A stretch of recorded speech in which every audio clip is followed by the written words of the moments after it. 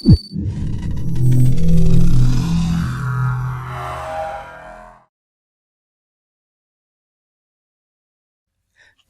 is the Wrestling Replay. I'm your host, Cato. Welcome to episode number 2, WrestleMania edition. Now, if you have been to my channel before, you already know what to do. If this is your first time, please go ahead, hit that like and subscribe to my channel. But as we like to do things, we're going to start off by doing a rundown of everything that happened, everything that took place. Let's go ahead and start off with NXT first. Now, we seen new tag team champions. Now, I thought Toxic Attraction was going to be running that women's division for a while, but it looked like the tide has changed as Dakota Kai and Raquel Gonzalez defeated Toxic Attraction to win those tag team titles. The NXT North American Championship, the ladder match, a great ladder match. Cameron Grimes managed to go ahead and capture gold. The former champion Carmelo Hayes and Cameron Grimes, that will be a pretty good feud going forward. I would like that. Tony D'Angelo, big win, big win. He defeated Tommaso Ciampa. Now, with him defeating Tommaso Ciampa, it kind of puts him on that map. It kind of puts him up there with those top guys to compete for championships like the North American Championship or the NXT World Title. So that really helped Tony D'Angelo by getting that win over Tommaso Ciampa. The NXT Tag Team Champions, we have new champions, MSK. They have recaptured the Tag Team Gold. NXT Women's Championship, the Fatal 4-Way, Mandy Rose managed to hold on to her title, defeating Cora Jade, Io Shirai, and Kaylee Ray. So, at least part of that Toxic Attraction managed to hold on to some gold. Gunther, aka Walter, defeated LA Knight. I would love to see LA Knight go to SmackDown.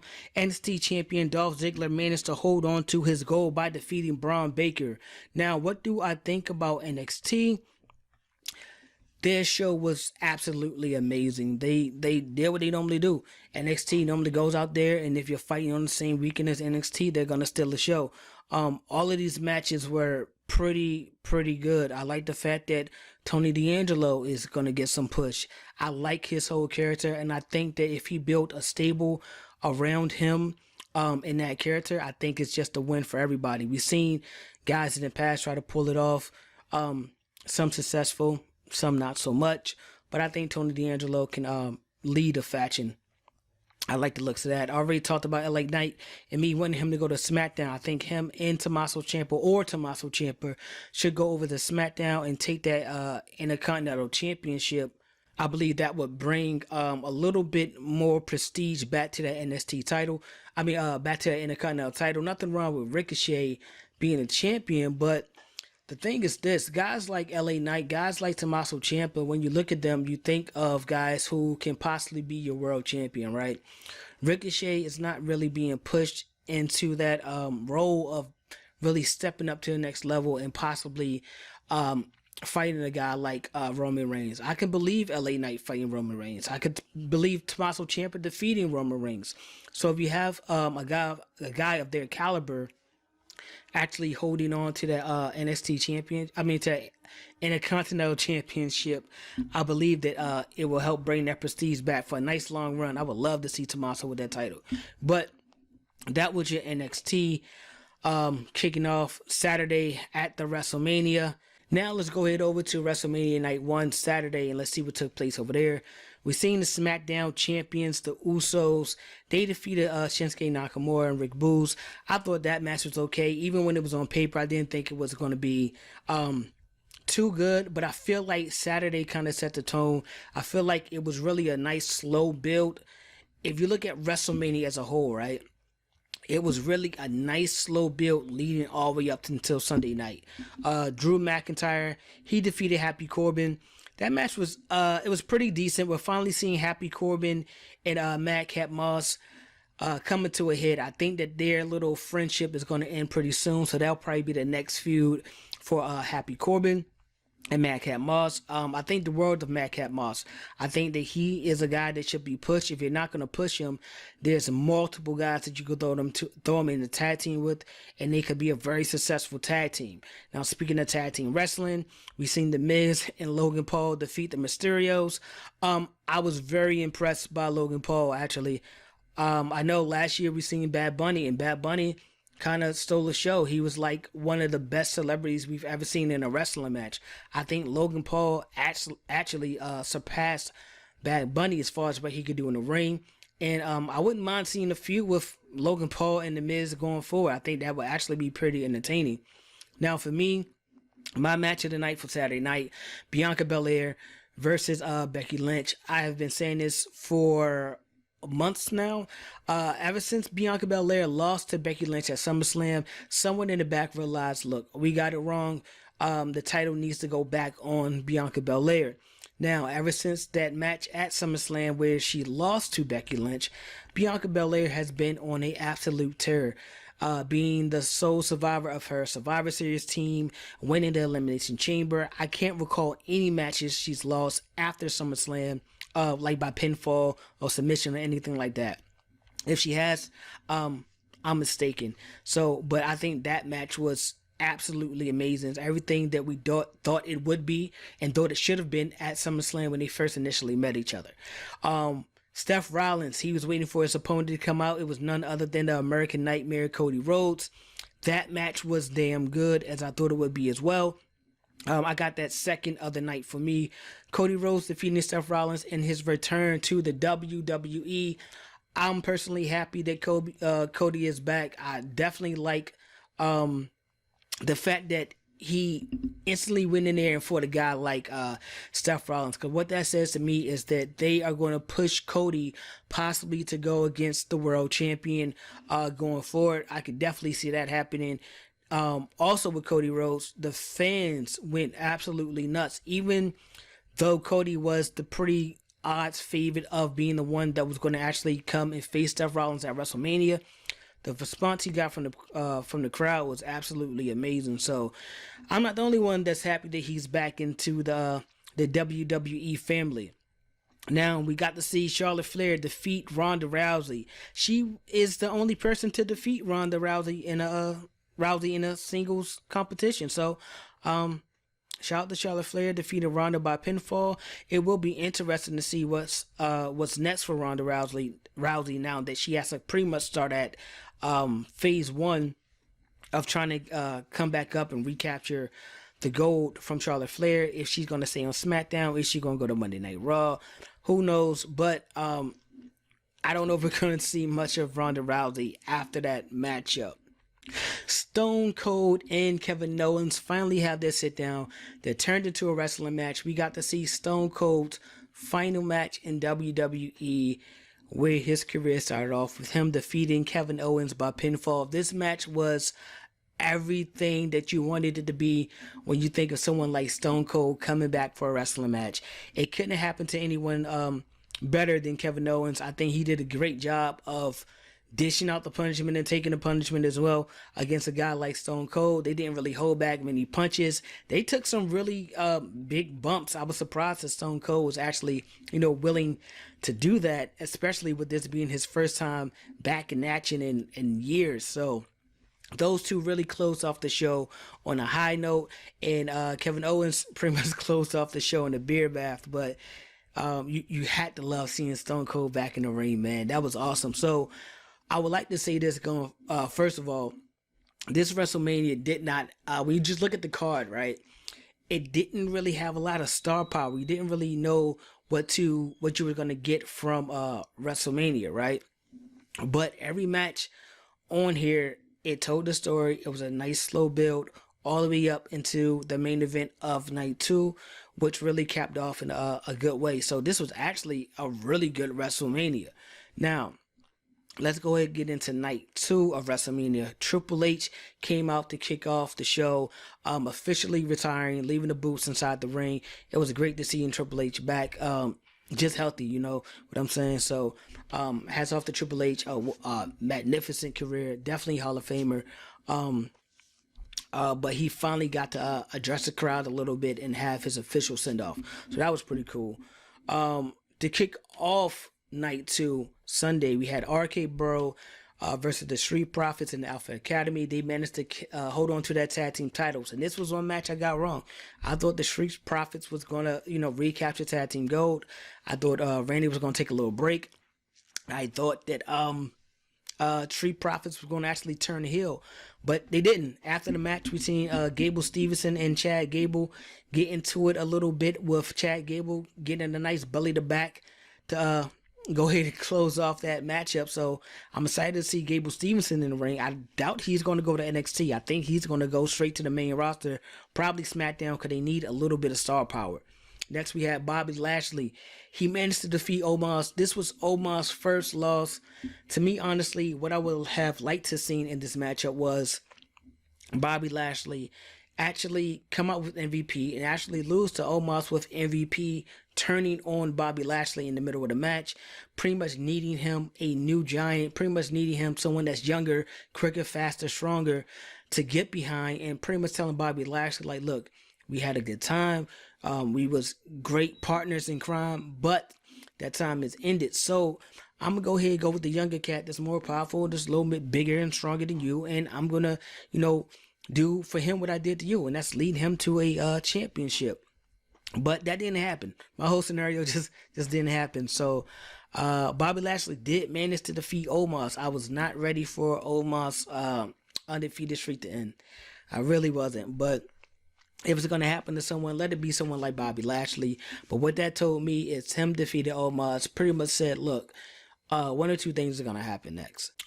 MVP is going to come back, and they're going to go ahead and challenge Roman Reigns for that Universal Championship or that Unified Championship, him or Brock Lesnar, either person. Or what's going to happen is him and Cody are going to go at it next to see who's going to go for the championship. Unless Omos does come back and, ask for a rematch. It's his first loss. I don't see why he wouldn't win a rematch. So that could be in the works as well. Sami Zayn and Johnny Knoxville, that was a very entertaining match. When you see this match on paper, you think it's going to be boring. You think Sami Zayn is going to pretty much have domination, with Johnny getting a few hot spots here and there. But I like the whole Jackass crew was out there helping Johnny Knoxville. He actually got the pin over Sami Zayn in the Falls Count Anywhere. Well, Anything Goes, not Falls Count Anywhere, I'm sorry. Anything Goes matchup. It was pretty cool. It was like, hey, if the Looney Tunes could have a wrestling match, this was it. This would have been the match for them to have. But it was a very entertaining matchup. And like I said, starting from night 1 all the way to now, the action just continued to pick up.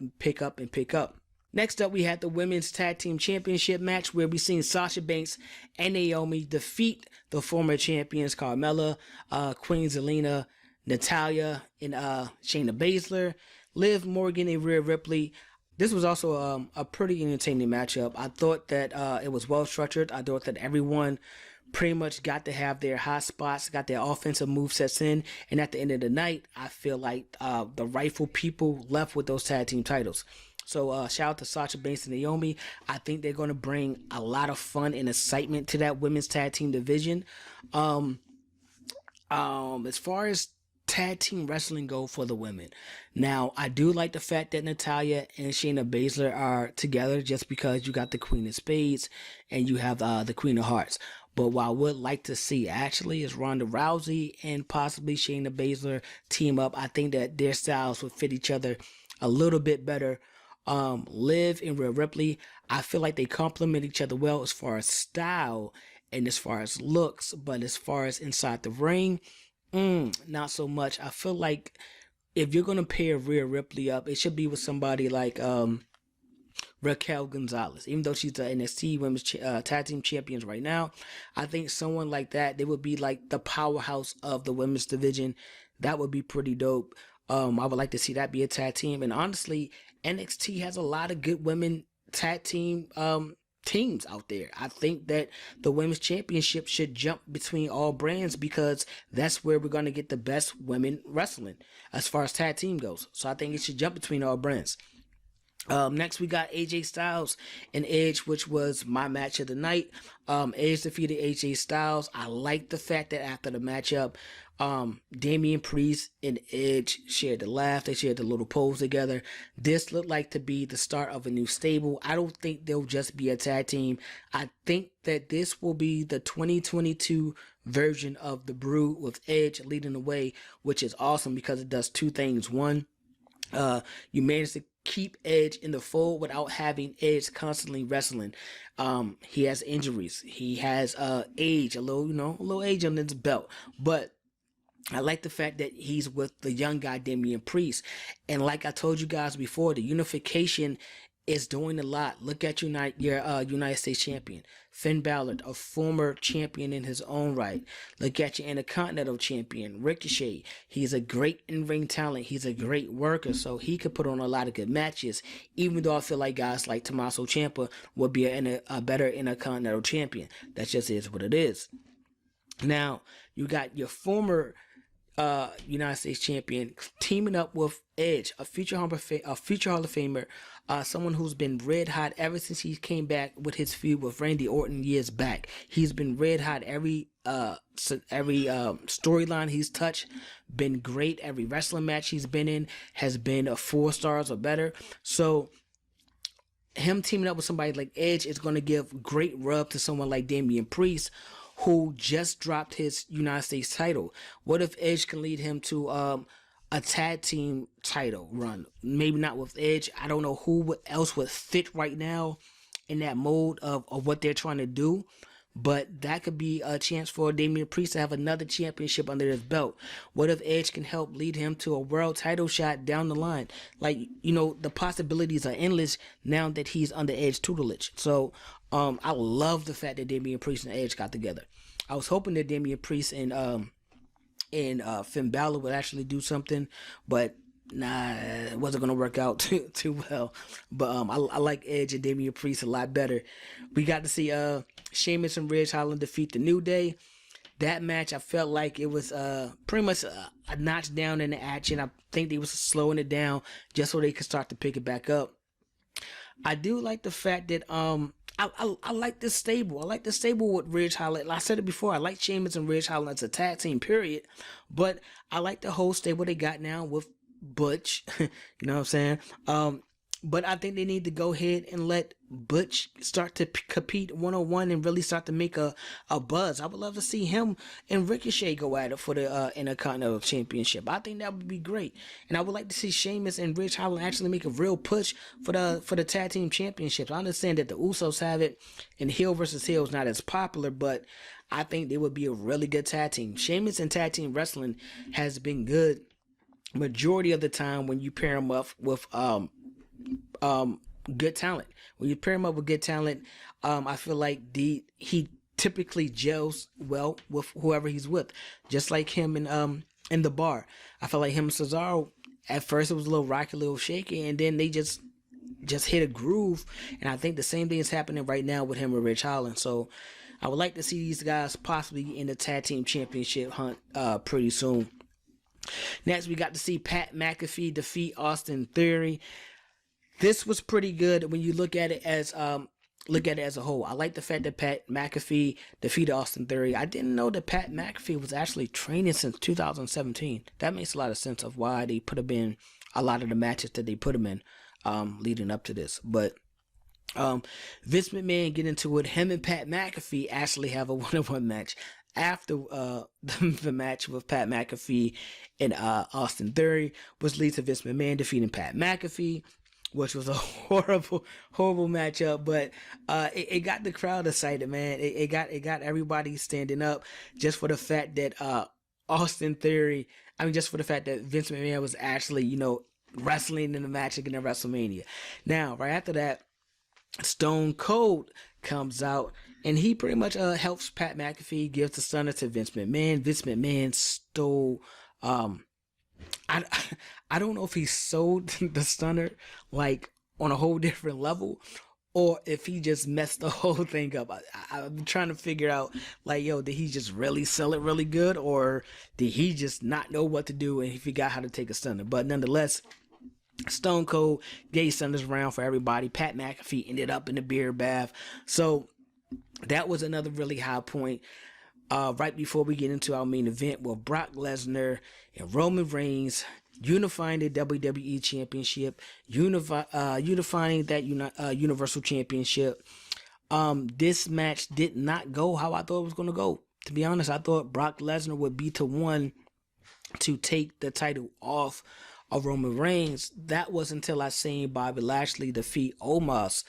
Because that, in my mind, that made me think, oh, okay, Bobby's going to be the one to go in and fight Roman Reigns.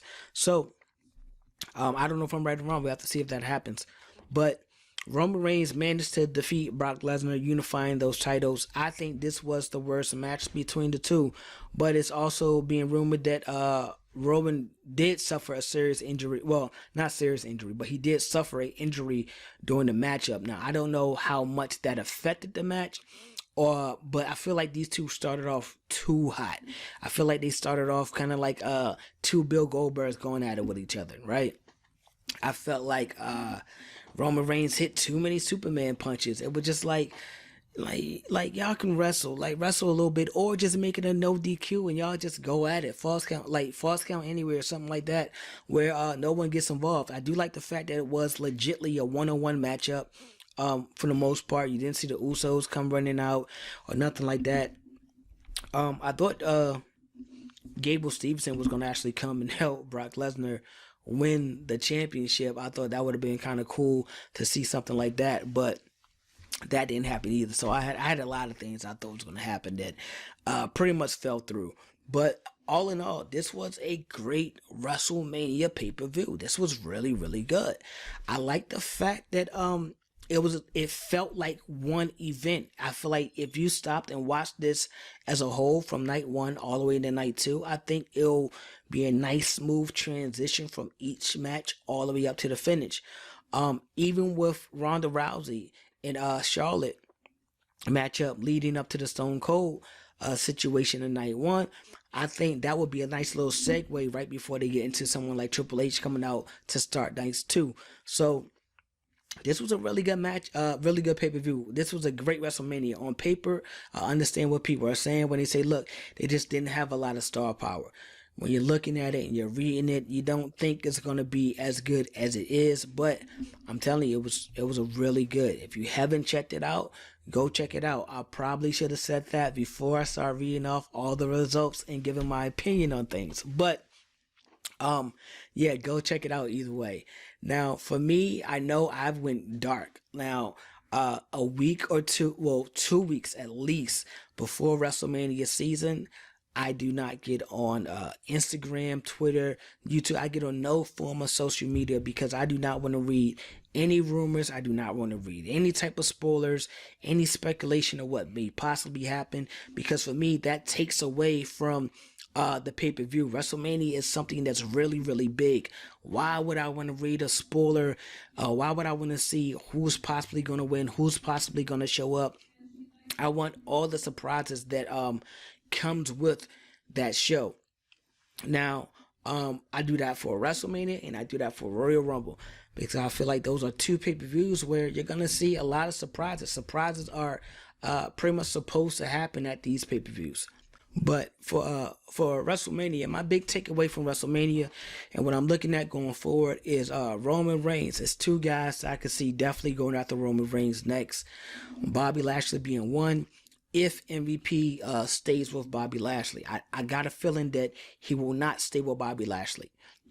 Number two is Cody, and Cody I feel like is going to be the guy to dethrone Roman Reigns and actually take the championship. I pretty much said before that the guy that defeats Roman Reigns is going to instantly be put in the megastar role. So Cody Rhodes, he fits.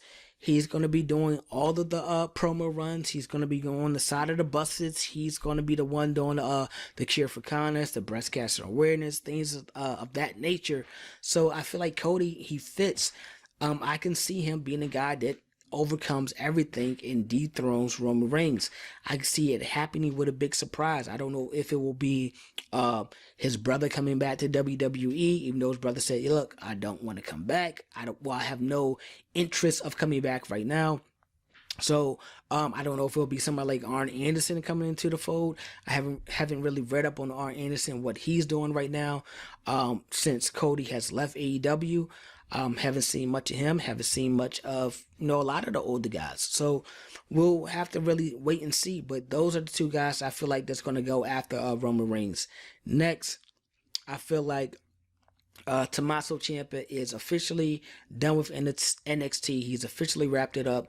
I know that he's been appearing on Monday Night Raw, but hopefully he goes to SmackDown and challenge Ricochet for the Intercontinental title. I think he would be the perfect person to really bring that prestige back to the Intercontinental title. The person that will hold that championship for months into a year, or a year and some change, to be honest, because he's going to be entertaining. Every match that he's in looks like it's a believable fight. And Tommaso Ciampa can do it all, inside and outside the ring. So I think he will be a really great person to go challenge for the Intercontinental title. Now for the women's title championship, to be honest, I wouldn't mind seeing Charlotte Flair and Bianca Belair actually go ahead and unify the women's championship with each other, just like the men did, and they can jump brands, because what that's going to do is allow us to have some of the better matchups. If you got women like Sasha Banks in a tag team with Naomi, where are we going to get these big matchups from? I understand that Bayley's coming back. Great. I understand that Ronda Rousey is around. That's awesome. I understand that Rhea, she needs to get out that tag team if you really want to build some equity in the singles division, because it's not going to help her. I don't think Becky Lynch is going to be right back into the fold for a while. I think she get a nice long run between SummerSlam to WrestleMania, and it'll be time for Becky to take a break or two. A break or two, one break for a week or maybe a month or something like that, week to a month. Something like that before she really jumps back out there. And when she does, I don't know exactly what her role will be. I don't see her jumping into a feud directly with Bianca Belair. I think they will probably save that until something like SummerSlam to happen, and kind of run back what took place last year and actually take their time and get it right. So I think Becky's kind of out of the picture for a while. So who are really the next contenders? You only got about 2 or 3 women that I can really see jumping into the title contention. So if you unify this championship, what I can see happening is, now what you do is create a lane for Charlotte to go against the Becky Lynches, to go against the Rhea Ripleys, to go against the Sasha Banks or the Baileys, and either brand. And the same thing with Bianca Belair. Honestly, I think her and Rhea Ripley is the feud that they need to go ahead and get started, because honestly, these two women are the future of this women's division right now. They're young, they're hot, and a lot of people love these two women. So I wouldn't be surprised if they go ahead and start up the Bianca Belair and Rhea Ripley. How would you get Rhea out this tag team? She already looked really disappointed in Liv Morgan, so it looked like they're already on the verge of splitting these two. She just got finished splitting with Nikki Ash. This tag team didn't seem like it's not going to last too much longer, so I could see her feuding with Liv Morgan possibly before going against Bianca Belair, or just telling Liv, like, look, I need to go and do what I need to do in the singles competition. What else? Omos, man. Omos has to redeem himself. He has to get back on his winning ways, because I think Omos has the possibility of being one of the best giants in the WWE, period. Like history ever. He has the athleticism, he has the power, he has the believability. He needs a mouthpiece to go with him, because even when he's having interactions, he kind of just keeps saying the same thing, or he doesn't say anything, or he'll just grunt. You know what I'm saying? He needs a mouthpiece that can really help him cut a promo, or cut the promo for him, and let him just stand there and look, like the giant that he is. And that's why I feel like MVP would have been a great opportunity to turn on Bobby Lashley at WrestleMania, but that didn't happen. So maybe, I don't know, Omos, someone teams up with Omos to be his manager. Maybe you could bring someone up, or maybe someone like Telly Long. I don't know, anybody, but I think Omos, he can go a long way, but he does need someone to help him hit those promos for him. Other than that, man, I think that's about it. I think WrestleMania as a whole, I think everything happened the correct way. Even though I thought that Brock was gonna win and he didn't, I feel like that was the right call. Yeah, and I just want to see Sheamus and Ridge Holland go after the tag team championships, man. But let me know what you guys think. I will be doing a video next week for WWE, because you know that big Monday Night Raw following WrestleMania is going to be huge. It's probably going to be one of the most watched or the highest rated Monday Night Raw in a long time. I can see that happening. I believe SmackDown was like the highest it's been in 2 years, the one leading up to WrestleMania. So I definitely, that Monday Night Raw afterwards is going to be really big. Kevin Owens and Sami Zayn. Look, Kevin just re-signed. Sami Zayn re-signed. You guys got to get some good push. Now I understand that Kevin Owens' WrestleMania moment with Stone Cold is huge. It's mega. It's going to be unforgettable. Honestly, the match with Johnny Knoxville was pretty good as well. But these guys are too talented just to be doing talk shows and be doing gimmick matchups. I think you got to put these guys really in a situation where they could possibly be your next champion. Sami Zayn and Kevin Owens' in-ring talent is absolutely amazing. So I think you got to capitalize on that before you let these guys pretty much, kind of get a little too old. They have a lot of years of wrestling under their belt and on their bodies. That's one thing I would like to see for them to do, is actually start to push guys like Kevin Owens and Sami Zayn and put them in better matchups. Honestly, or just put them together back together as a tag team. They was entertaining together. They're best friends. Their chemistry is amazing. So I feel like it's a lot of little things WWE can do right now to just kind of clean up a few things and make matchups better. But we'll just have to see how they're gonna go here on out. I think that pretty much concludes everybody. Seth Rollins, even though he's losing matchups, man, I really like Seth Rollins in the role that he's playing right now. Like this little in-between Joker type role. I like that way better than the Messiah. Drew McIntyre, it's going to be interesting to see what happened with him. I wouldn't mind him and Ricochet going at it for the Intercontinental title. I think there's somebody else who could bring prestige to that championship. But honestly, the tag team division in the women's world champion division, or women's championship, I think they all need to be unified, man. It's not enough good tag teams in WWE on SmackDown or on Monday Night Raw for you guys to have split championships. If you're not going to put guys like Ridge Holland and Sheamus as tag teams, if you're not going to put guys in tag teams that will actually mesh and do well together, it's pointless of having just like 3 or 4 tag teams on each brand and just constantly fight each other in circles. Unify, and then you can really have tag teams start up from the bottom and build, and you can really have the champions going against multiple people. That just makes sense. But this was the WrestleMania edition, so that's all we was talking about is WrestleMania. Let me know what you guys think about the WrestleMania card. Let me know how you felt about it. Were your predictions right? Were your predictions wrong? Hit me in the DM. I am back on Instagram. I'm posting again. So I probably won't take another hiatus until Royal Rumble, something like that. But let me know. DM me. Drop it in the comment section down below. Either way, I'll see it and I'll respond. We can talk about it. Go back and forth. If you got a good comment or question, I'll actually make that a topic or something to talk about. But coming up, going forward, we're going to do another segment. I was supposed to do it before this video with me and Max, but we didn't have time to do it. WrestleMania was coming on. We didn't want to really push it too much. The kids were running around, everything like that. But what we're going to do is actually do our retro wrestling replay, where we go back in time and talk about some of our favorite pay-per-views and some of the favorite matches inside that pay-per-view. So I'm not going to tell you what pay-per-view we're going to do first, but I will give you a hint that it is a WrestleMania. As a matter of fact, if you guess it and you get it right, what do I want? I'll tell you what I do. I'll tell you what I'll do. If you can guess it and get it right, what WrestleMania we're gonna do, I'm giving away this Cody Rhodes New Japan Bullet Club pop right? I haven't seen many of these. I don't know if you guys see them or not. I believe this was a 2018 edition. Kenny Omega and Cody were the only two on the back. I do have two versions of the Young Bucks. I'm not giving away my Young Bucks, I'm sorry.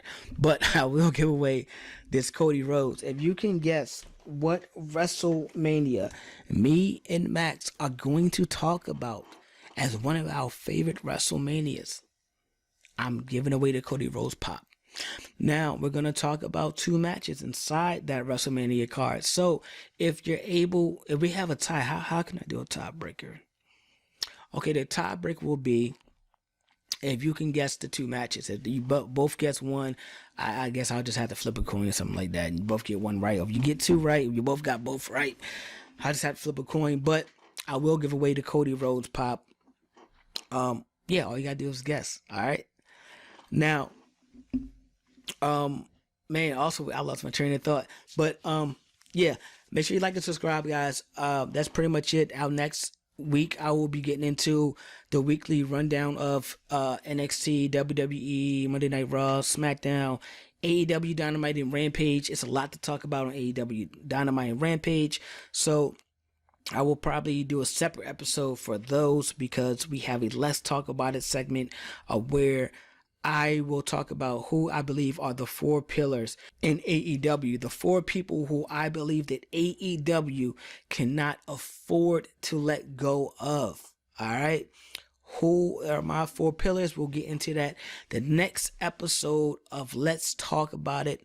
That will be the only topic. We're gonna talk about AEW, talk about those stars, the guys they got over there. So make sure you tune into that. I think that'll be a pretty fun episode to do. But that pretty much does it for me. That was your 2022 WWE WrestleMania replay. I'm Cato. I'm signing off. Make sure you guys go ahead, drop those comments down below. And make sure you guys follow us on Instagram at The Wrestling Replay. All right, signing out. Peace.